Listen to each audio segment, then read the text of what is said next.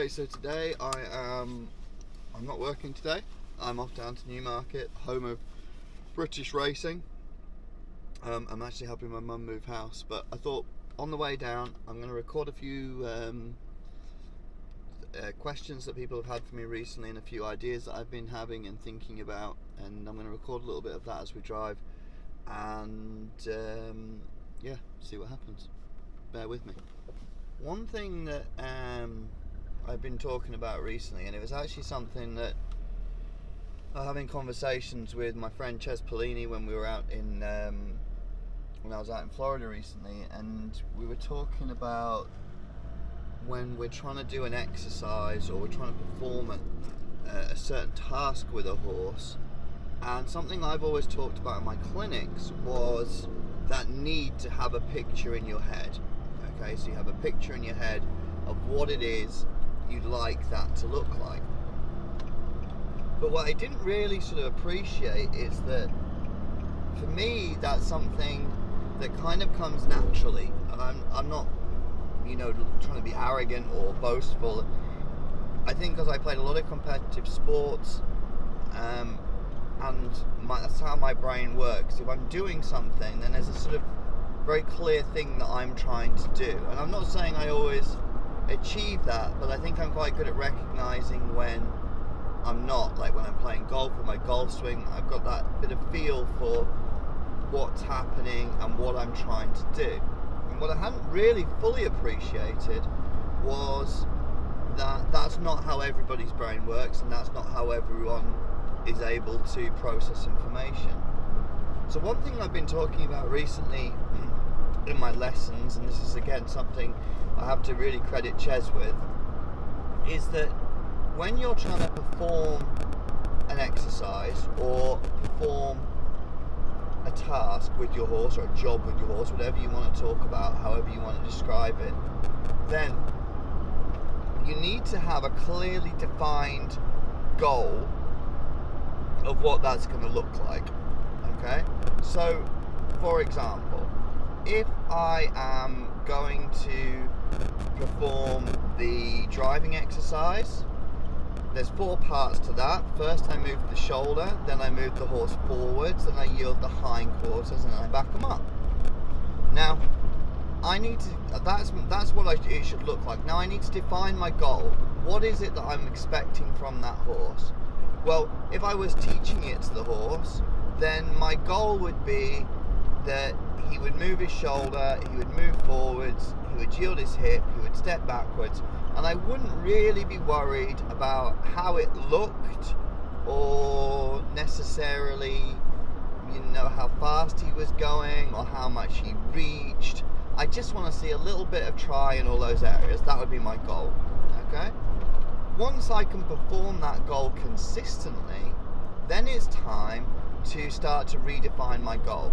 So taking that same exercise, so initially I'm happy if he just makes a little bit of a try to reach with his shoulder, he gets forwards, he yields his hips, and he backs up. That's fine. Okay, we get that. Well, now I might say, well, now he's doing that consistently, and that might be 2 or 3 times would be all I would need to determine that he was doing it consistently. Now I might say, well, let's just see if he would really reach with that front end until he was perpendicular to me. And when he was moving forward, I'd like to see his left hind foot placing into the track of the front 2 feet. Okay? And then that he would make 2 circles around me, he would stop, yield his hindquarters till he was straight, and then he'd back up 4 strides. Okay, so now I've redefined my goal, and my standards have now raised as well. Okay, and I think this is important. I think it's a really important point, and it's something that I see all the time. I'll say, someone will do something and they'll say, what do you think? And in response I'll say, well, what do you think? Did he do it how you expected him to do it, or did he do it how you wanted him to do it? And they say, well, I don't really know. And that's my point. Before you pick up on a rein, or you put your leg on the horse, or you cue your horse in any way, no matter what that might be, to perform whatever task you have in mind to perform, the first thing you need to be aware of is what is your goal? What is this going to look like? Now, I think this is really important, because what this is going to do is it's going to start to eliminate confusion in your relationship with your horse. It's going to start to lead to a lot more in the way of precision within your relationship with your horse, and it's going to get to a point where you notice what your horse is doing more as well, that you're more aware of how he goes about doing things. So for me, it was a really interesting lesson in terms of an insight into, you know, how people are thinking and processing information. But I think it's a really important point in order to have success with our horses, that when we're asking them to do anything, before we ask them to do it, we define that goal.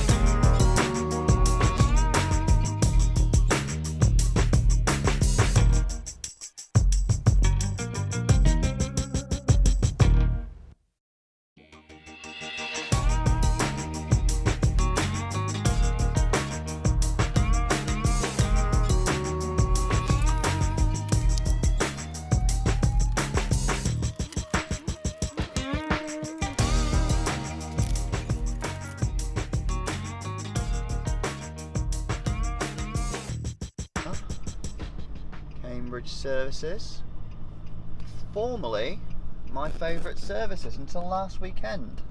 I know you're all dying to know which is my new favourite services, and the answer to that question, Cobham services. Cobham services has a Nando's, they're building a Pizza Express, and every other possible fast food restaurant you can imagine. And it's blown poor old Cambridge services out of the water. So Cambridge services is now my second favourite service station after Cobham. If you would like me to list my top 20 favourite service stations, and I'm happy to do that in another video. But now I haven't actually decided what I'm going to have, but I will let you know. Okay, let's go see where the mood takes me.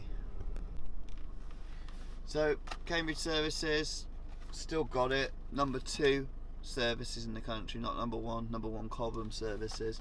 Went with the KFC option, black coffee, Lucozade Sport. That's going to get me home. Dinner of champions. Doesn't really go with my strict diet and fitness regime, but I don't know. I just don't think you can pass up a KFC opportunity. Okay. Top 5 favourite services for those who are interested. At 5, Gloucester services. Obviously near Gloucester on the M5. Gloucester services has a farm shop and grass on the roof of the petrol station, which I think, you know, is pretty unprecedented and is certainly one of my favourite services. Number 4, and I forget what the name of it is now, I'll have to look it up, but it's at the top of the M50, where the M50 meets the M5. It has a Cornish pasty restaurant in there, steak and still and pasty. I think it's just northbound where it has them, but I stopped there on the way back from Hartbury. Brilliant, I never missed that.